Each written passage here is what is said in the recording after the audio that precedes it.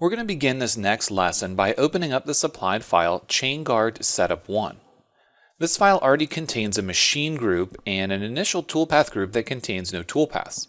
But we need to investigate what we have here before we create our first toolpath. Whenever I receive a file that already has a machine group and a setup in it, I like to check a few things. First, I turn on my stock display to make sure that I actually have stock defined in this model. We can also go into our planes and ensure that we have an appropriate plane that contains a WCS, a construction, and a tool plane. If I rotate this model around, you can also notice that we have a view sheet, and the view sheet contains this little icon to the left which tells us that we have a view sheet bookmark. So if I double click on it, it resets our graphics view as well as our WCS C&T view and ensures that we do have the correct coordinate system. I also like to double check the properties in the machine group so that way I have a good understanding of what machine is actually being referenced here. Because we're going through this process and we're not actually going to expect everyone to use this code and program it for a specific machine, we're using our generic host 3-axis VMC that we took a look at earlier in our course. So this has a 3-axis machine, it's using the machine and the control definition, and it's using the tool library which we used earlier on in our course as well. There is one difference or distinction that we also want to make about the tool library. If we take a look at the ISCAR chatter-free tool that's located in our ToolDB file, if we simply double click on it, you notice that we have a similar tool warning because there's one in the machine group. So we don't want to add another tool, but what we want to do is we want to identify the properties of this tool. If we right click and select Edit Tool, we'll be modifying the properties of this tool inside of our tool library, and we've already discussed this at length. But what I want to make sure we understand is going to be where some of these properties come from. Now, it's a good idea, again, to reference the manufacturer's information first. They're going to tell you exactly what they expect that tool to do. So let's also double check this inside of our machine group to make sure that those properties do transfer. So you can see in here the FPT, or the amount of material that's getting removed per tooth on the cutter. So this case is 0.004. If we take a look at the ISCAR website, we'll find exactly where that information came from. So this specific tool is the one that we're using in the course. Notice that it gives some parameters. FZ minimum and maximum. This is the minimum and maximum feed per tooth they're expecting to see. So we have 0.002 as the min and 0.004 as the max. So this is a great way for us to get access to that information by searching for the specific tool. And this is one benefit we have when we're using a tool such as this ISCAR chatter-free tool, because it contains the information about the manufacturer's tool code. So all we need to do is simply punch this number in, go to the ISCAR website, and then we can get all the information about that tool if we have any questions about it. Whether or not it can be used for certain types of operations such as pockets or external contours, what the parameters that we should be seeing are, and how we should be able to use it. So I'm going to save the changes. I didn't really make any adjustments, but I always make sure that I understand where I'm modifying those tool properties, whether it's in the ToolDB file or if it's in the machine group. So now that we've taken a look at this, we know that we have stock defined, we know where the coordinate system is and that its orientation is correct, and we know that we have some tools already loaded into this. We want to get started by looking at the dynamic facing path. So we're going to go into our drop down and we're going to take a look at face. So notice that it has the small D icon over the face toolpath. This means that it has a dynamic option. Let's note that dynamic facing, just like the normal facing options, can be used to take the top of the stock down, but it's not a toolpath that we would use for something like an external profile. When we're in here, we have to decide what we want to face. And to do that, I'm going to go back to my levels. Inside of the chaining dialog box, I can do this. And I want to turn on the stock. This is the solid body as well as the point that represents stock. Then I'm going to just grab that top face and say OK. Now that I've selected the area in which I want to face, I need to select the tool to use. Now in this case, we're going to be using that ISCAR. And when we do that, I want to place a comment, and this is going to be dynamic face.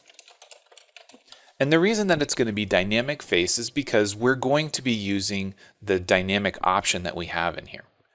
As we look at this, all of the properties come in directly from the tool, and this is why it's important that we make sure that those properties are in the tool and that they match. From here, I'm going to go to the cut parameters. The style can be one way, zigzag, one pass, or dynamic. Dynamic will ultimately change the way that the tool moves. Now, there are some things that we need to understand here as well. Some of the parameters may or may not work depending on what tool we're using.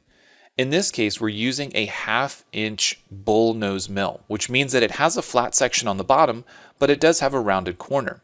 So 75% or 0.375 inches, that step over is going to be too much to use on this tool. I'm going to leave that value for now, but I want to make note of it. Also, the stock to leave, we're going to reset to 0 because we want to cut all the way down to the top of the part. When I try to go to linking parameters, it tells me that the requested step over exceeds the flat diameter of the tool. So this way it automatically adjusts it, in this case 72.2. That's cutting it a little bit close for me, so I'm actually going to go down to 70% or 0.35. Next, I'm going to go to my linking parameters. Now, the linking parameters we've discussed a lot in our 2D course. We've talked more about what each of these is, and we're not going to focus our attention as much on linking parameters in this course, but we do want to make sure that we understand where the depth of the cut is going to be. So if I select depth, I'm going to turn off my stock, and I'm going to select the top point on my part. So notice that value is minus 0.7874. So this minus 0.7874, that value right there is where my tool is going to cut down to. So from here, we're going to move on and just double check some of our other options.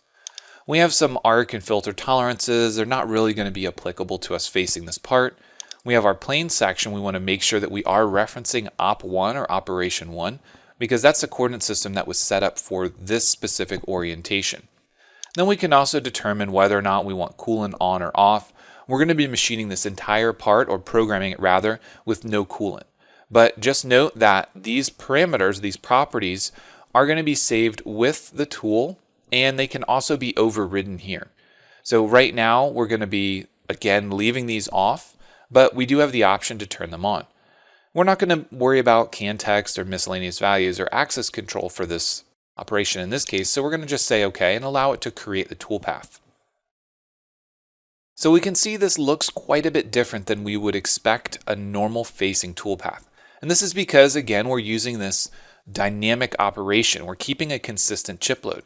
So if we take a look at this as a back plot and we simply play through it, we can see exactly how the tool is moving. It starts roughly matching the outside shape, and then it works its way in, again, keeping that consistent chip load. If we speed this thing up, you can see it slowly morphing around until it gets to the center and clears all of the material out. Now, ultimately, it would be ideal to use a traditional facing tool, something a bit larger that we could go back and forth in just 2 or 3 passes. But again, it's important that we understand the toolpath options that we have at our disposal. From here, I want to create a stock model. Now, stock models have a lot of great functionality that we want to make sure we understand. So let's walk through the process of first creating the stock model. I'm going to call the first stock model, I'm going to call this faced stock. So the name that you use is going to be displayed inside of our toolpath manager. One thing that we do want to change is the stock plane. I'm going to be using the top plane to define the stock. And the reason I'm doing that is because the plane that was used to define the stock originally inside of our operation, the one that was done in this file, was the top plane. And it's important because we used the model for a bounding box, and then we created a coordinate system or a plane based on that model. So it's important that we make sure we reference the same coordinate system. The way that we define the initial stock for a stock model can be done various different ways. We can use another stock model from earlier on in the operations. We can use a model, which in this case we could select that. We could also do rectangular or cylindrical shape. And if we come down here, we can actually just select the stock setup. So what happens is it automatically defaults to going to model, and it selects the stock information that we have in this file. From here, we want to go to source operations. This can be done based on a single operation or a group of operations before it. And the last thing that we have is the stock compare. Now, stock compare allows us to do several different things. Now, again, the stock model is going to be used to make a version of this file after an operation is complete. So we'll be able to see what happened after that facing toolpath. But what stock compare allows us to do is compare what we have in the stock model against a part.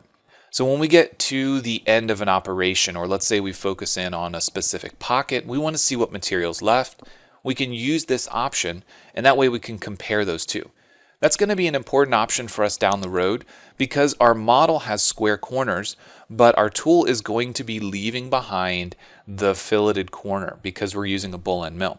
So it'll be a great test for us to see what material is left behind based on that. So as we're looking at this file, we can start to see the top of our part, and the stock model is displayed in gray. If we look at our actual stock and we rotate this around, you can see that there is some material that has been removed, and the stock model is showing where it's been cut to at this point. So this gives us the information we need to understand exactly what's been cut to this point. Throughout programming of this part and exploring toolpaths, we'll create several more stock models, but this is the basis of what a stock model is used for and how we From here, make sure that you save your file before we move on to the next step.